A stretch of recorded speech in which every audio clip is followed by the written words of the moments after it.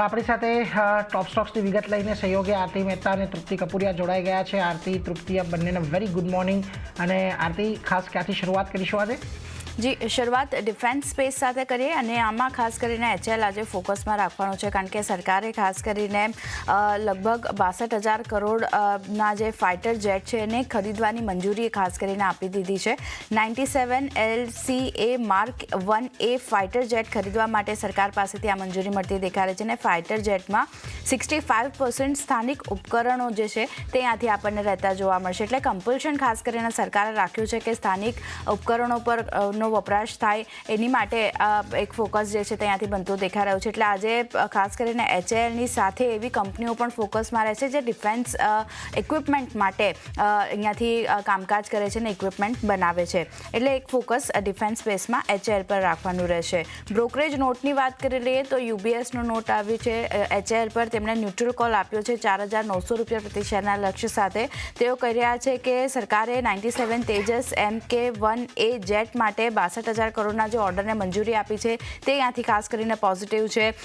ખાસ કરીને આ કંપનીનો બીજો MK1 ઓર્ડર છે, જેનાથી કુલ જે MK1Aની ઓર્ડર જો આપણે જોઈએ તો 180 અહીંયાથી થતા દેખાઈ રહ્યા છે. એટલે ખાસ એક ધ્યાન રાખવાનું રહેશે એક એચએલ પર અને ઓવરઓલ ડિફેન્સ સ્પેસ આજે નજરમાં રાખવાની રહેશે.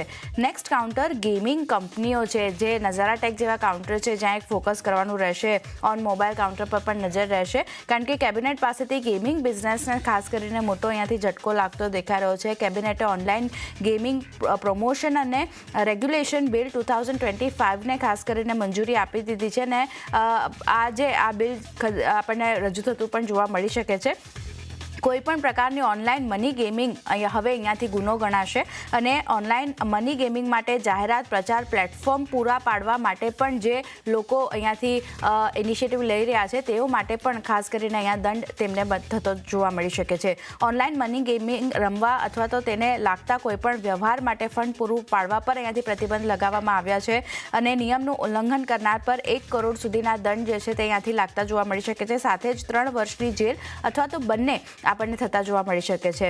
નવા નિયમની ઇન્ડસ્ટ્રી રેવન્યુ પર લગભગ 20,000 થી 22,000 કરોડની અસર જોવા મળી શકે છે અને જીએસટી પર અસર જુઓ લગભગ 5,000 કરોડથી 18,000 કરોડ સુધીની શક્યતા આપણને બનતી દેખાઈ રહી છે. સાથે જ ટીડીએસની જો આપણે વાત કરી લઈએ તો આ નિયમ લાગુ થયા છે ત્યારબાદ 3,000 થી 4,000 કરોડની અસર ટીડીએસ પર પણ આવતી જોવા મળી શકે છે. તો ખાસ એક ધ્યાન રાખવાનું રહેશે. ડેલ્ટા કોપ છે, નઝારા છે, ઓન મોબાઈલ જેવા કાઉન્ટર આજે અહીંયા એક ખાસ નેગેટિવિટી આ સમાચારના લીધે આપણને બનતી દેખાઈ શકે છે, તો ધ્યાન રાખવાનું રહેશે. ટેલિકોમ સ્પેસ આજે પણ ફોકસમાં રહેશે. ગઈકાલે આપણે જોયું હતું રિલાયન્સ જીઓ તરફથી જે બેઝ પ્લાનમાં બંધ કરવાનો નિર્ણય આવ્યો, ત્યારબાદ હવે ભારતી એરટેલ પર 19 ઓગસ્ટથી 249 વાળો પ્લાન જે છે તે અહીંયાથી બંધ કરવા જઈ રહ્યા છે. એટલે એક ધ્યાન રાખવાનું રહેશે અને જીઓના બેઝ પ્લાન બંધ કરવાના નિર્ણય બાદ ભારતી એરટેલ પણ આ નિર્ણય લીધો છે, તો ધ્યાન રાખવાનું રહેશે. બ્રોકરેજ નોટની જો વાત કરી લઈએ તો જેફરીઝનો એક બ્રોકરેજ નોટ આવી રહ્યો છે ટેલિકોમ સ્પેસ માટે. તેઓ માની રહ્યા છે કે જીઓ અને ભારતીના ટેરિફ ફેરફારનો હેતુ ખાસ કરીને ડેટા વપરાશ વધારવા માટેનો છે અને જે કંપની જે છે બંને કંપનીઓ 1.5 GB પર ડેના પ્લાનને આગળ વધારવા ઈચ્છે છે. એને કારણે તેઓ બાકીના જે પ્લાન છે તે અહીંયાથી બંધ કરી રહ્યા છે. આવક ન્યુટ્રલ રહી શકે છે આના લીધે, પણ ખાસ કરીને જે વપરાશ વધે છે તો ખાસ કરીને અહીંયા આરપુસ જે છે તે 4 થી 8% વધતા જોવા મળી શકે છે. સાથે જ સબસ્ક્રાઇબર મોનેટાઇઝેશન માટે કંપનીનું જે પગલું લેવામાં આવ્યું છે જીઓ અને ભારતી તરફથી તે ખાસ કરીને સકારાત્મક લાગી રહ્યું છે. 2,500 રૂપિયા પ્રતિ શેરના લક્ષ્ય સાથે ભારતી એરટેલ તેમની પ્રિફર પિક અત્યારે બનતી દેખાઈ રહી છે ટેલિકોમ સ્પેસમાંથી, તો અહીંયા એક ધ્યાન રાખવાનું રહેશે. જે છેલ્લે મારા તરફથી હીરો મોટોકોર્પનું કાઉન્ટર છે. નવી બાઇકનું અનાવરણ અહીંયાથી કરવામાં આવ્યું છે. નવી બાઇક લોન્ચ કરી છે.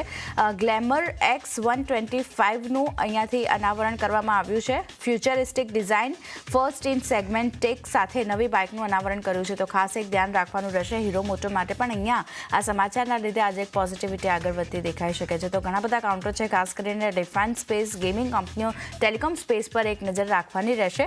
પણ એ સિવાય પણ તૃપ્તિ અન્ય પણ ઘણા બધા કાઉન્ટર છે જ્યાં સમાચારનું રિએક્શન આપણને જોવા મળશે. ક્યાં ફોકસ? આરતી, હું પોઝિટિવ સમાચાર સાથે શરૂઆત કરીશ. ખાસ કરીને રિયલ એસ્ટેટ કંપની છે ફિનિક્સ મિલ પર આપણે નજર કરશું. અહીંયા સીસીઆઈ પાસેથી કંપનીને આપણને મંજૂરી મળતી જોવા મળી રહી છે કે આઇલેન્ડ સ્ટોર મોલ ડેવલપર્સ જે છે તેમાં 49% હિસ્સો જે છે કંપની અહીંયા ખરીદવા જઈ રહી છે. અગર વેલ્યુએશનની અગર જો વાત કરીશું 5,450 કરોડમાં 49% હિસ્સો ખરીદવાનો માટે કરીને સીસીઆઈ પાસેથી મંજૂરી મળી ગઈ છે. ઓલરેડી કંપની પાસે પહેલાં પણ એમની પાસે અમુક પ્રકારનો હિસ્સો પડ્યો છે, જેમાં કહી શકાય કે આ જે ડીલ છે ડીલ પહેલાં જ કંપની પાસે, જેમાં ખાસ કરીને આઇલેન્ડ સ્ટોર મોલ ડેવલપર્સ છે તેમની પાસે 51% પોઝિશન હતી અને બાકીનો જે 49% હિસ્સો જે હતો તે ફિનિક્સ મિલ પાસે હતો. અને હવે આ ડીલ કમ્પ્લીટ થયા બાદ હવે ખાસ કરીને ઓવરઓલ જે હિસ્સો જે છે તે 100% હિસ્સો જે છે તે ISM DPL પાસે રહેશે. અને આ ડીલ મુખ્ય હેતુ શું છે, શું કામ આ ડીલ થઈ રહી છે, તો કે ડીલ બાદ ખાસ કરીને જેટલા પણ અમુક શહેરો છે તેમાં કમર્શિયલ અને રિટેલ રિયલ એસ્ટેટ છે તેને ડેવલપમેન્ટમાં વધુ એક ગ્રોથ આપવા માટે કરીને આ પૂરી ડીલ અહીંયા કરવામાં આવી છે. એટલે ખાસ કરીને આજે આ કાઉન્ટર આપણા ફોકસમાં જોવા મળી શકે છે. ત્યારબાદ નજર કરશું GMR પાવર પર. અહીંયા ફંડ એકત્ર કરવાના સમાચાર આપણે સમક્ષ આવતા જોવા મળી રહ્યા છે. કંપની 22 ઓગસ્ટે તેમની બોર્ડ બેઠક છે.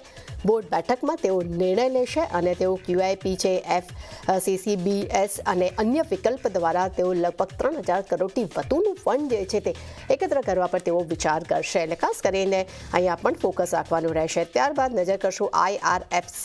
અહીંયા ખાસ કરીને કંપનીએ multi modal transport hub company બનાવવા જઈ રહી છે. ખાસ કરીને ગુજરાતમાં સુરતમાં ભારતમાં પહેલું જે છે તે પ્રથમ તેઓ મલ્ટી મોડલ ટ્રાન્સપોર્ટ હબ તેઓ બનાવશે. આના માટે કંપનીને 200 કરોડની મંજૂરી, લોન માટેની તેમને મંજૂરી પણ મળી ગઈ છે.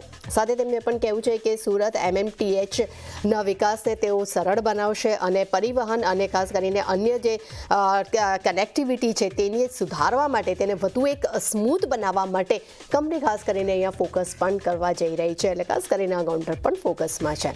ત્યારબાદ નજર કરશું GIC હાઉસિંગ ફાઇનાન્સ. અહીંયા પણ પોઝિટિવ સમાચાર મારી સમક્ષ આપતા જોવા મળી રહ્યા છે. કંપનીને 2500 કરોડ સુધીના NCD અને બોન્ડ્સ પ્રાઇવેટ પ્લેસમેન્ટને અહીંયા મંજૂરી મળી છે. એટલું જ નહીં, પ્રમોટર કંપનીઓ સાથે બિઝનેસ કરવા માટે તેમને 1,000 કરોડ સુધીનો બિઝનેસ જે છે તે કંપની કરી શકે છે. આ માટે પણ તેમને મંજૂરી મળી છે. એટલે ગઈકાલે પણ આપણે જોયું કે આ કાઉન્ટરમાં ખૂબ જ આપણને નીચેલા શેર એક સારી એવી રિકવરી જોવા મળી હતી. આજે પણ અહીંયા આપણને એક પોઝિટિવ સમાચાર હાલમાં જોવા મળી રહ્યા છે. ત્યારબાદ નજર કરશું આપણે લોયડ મેટલ્સ એન્ડ એનર્જી પર. અહીંયા પણ પોઝિટિવ સમાચાર છે. કંપનીને બીડ કંપની અહીંયા મેળવી છે.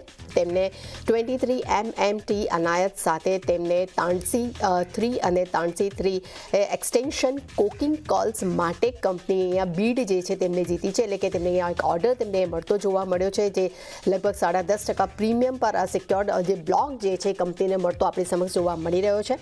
જે મધ્યપ્રદેશ અને મહારાષ્ટ્રમાં આ પૂરો ઓર્ડર્સ કંપનીને મળ્યો છે, તેના માટે તેમને બીડ જીતી છે. અને કંપનીએ 4 વર્ષમાં કંપની જે છે તે લગભગ 30 મેટ્રિક ટન પર એનમ ઉત્પાદનની યોજના પણ તેમને બનાવી રહ્યા છે. એટલે નો ડાઉટ આ કાઉન્ટર માટે ખૂબ જ પોઝિટિવ સમાચાર આપણી સમક્ષ આવતા જોવા મળી રહ્યા છે. ત્યારબાદ નજર કરશું આપણે એન્ડ્યોરન્સ ટેકનોલોજી પર. અહીંયા બોર્ડ પાસેથી કંપનીને મંજૂરી જે છે મળતી જોવા મળી રહી છે.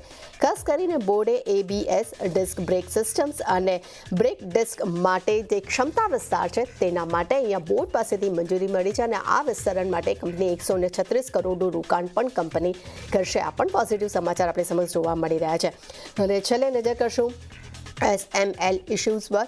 અહીંયા બોર્ડ પાસેથી ખાસ કરીને કંપનીને પોતાનું નામ ચેન્જ કરવા માટેની મંજૂરી મળી છે. તેઓ નામ બદલીને SML મહિન્દ્રા લિમિટેડ રાખવાની યોજના બનાવી રહ્યા છે. તેના માટે એક મંજૂરી મળતી જોવા મળી રહી છે. આ કાઉન્ટર ઘણા સમયથી આપણને એક નેગેટિવ ઝોનમાં કારોબાર કરતું જોવા મળી રહ્યું છે. પરંતુ હવે આજે જોવાનું રહેશે કે બજારને આ ન્યૂઝને લઈને તેઓ કેવું અહીંયા જોઈ રહ્યા છે, એટલે કેવી રીતે ઇમ્પેક્ટ આવે છે. એટલે ઓવરઓલ ખાસ કરીને નીરજ ઘણા બધા કાઉન્ટર્સ છે, પરંતુ આજે ગેમિંગ બિઝનેસ અને ડિફેન્સ કાઉન્ટર ફરી આજે આપણા ફોકસમાં જોવા મળી શકે છે.